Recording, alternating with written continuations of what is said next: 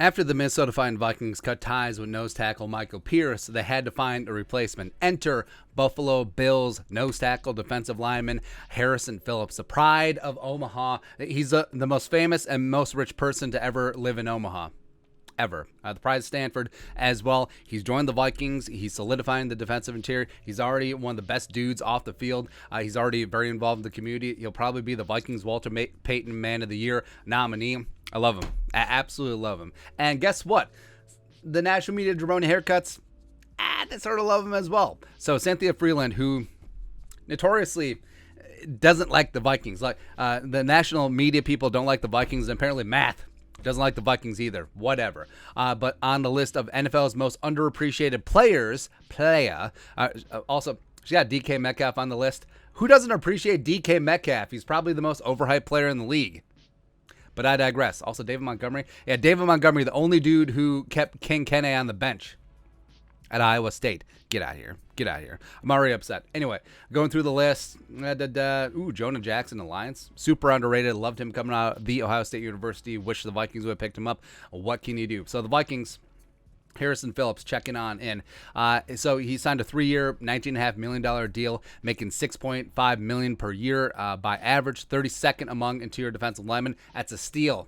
Absolute steal. Here's what she wrote. My favorite computer vision stat on Phillips is the improvement he made after week 9. His win share literally doubled. Double from 0.38 to 0.77 at that turning point. His lateral movement on run stops was a big reason for his added value, and as he kept his center of gravity low and feet aligned on 51.4% of more snaps after week 9, while Phillips' APY has him within the top 32 interior linemen. His 8.7% pressure rate last year was good enough to place him among the top 15 at his position per NGS. I don't understand any of those numbers, but they sound kind of good.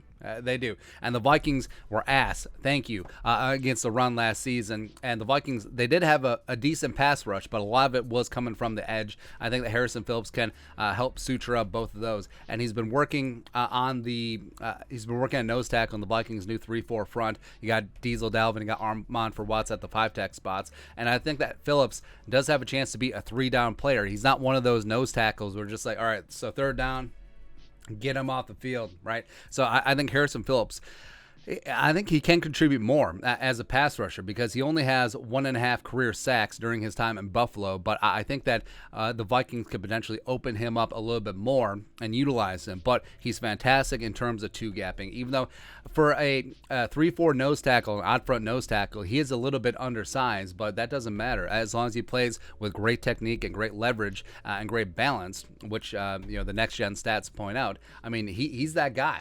He is that dude. And I think the Vikings, Vikings fans, we've sort of been soured on Michael Pierce.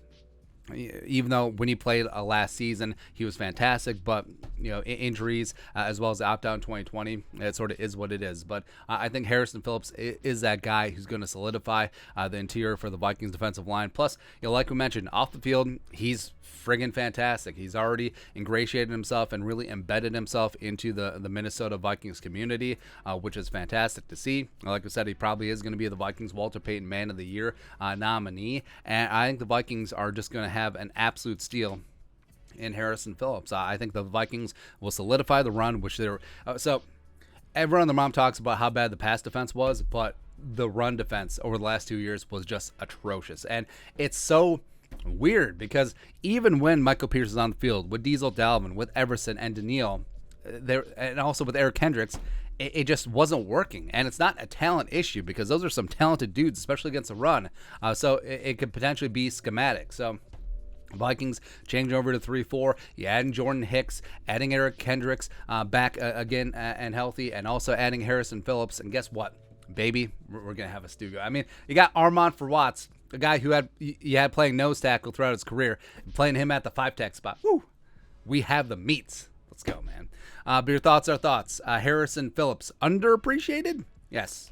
Let us know your thoughts in the comment section below. Subscribe for daily Vikings takes. Want to support the work? Put a little something in the Venmo. But until next time, Skol, production value.